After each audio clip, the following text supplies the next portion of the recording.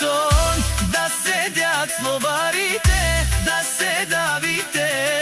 Интриги вие не спряхте, шо за хора долни. Вече чудяви се от тая ваша злоба. Май не наядохте се.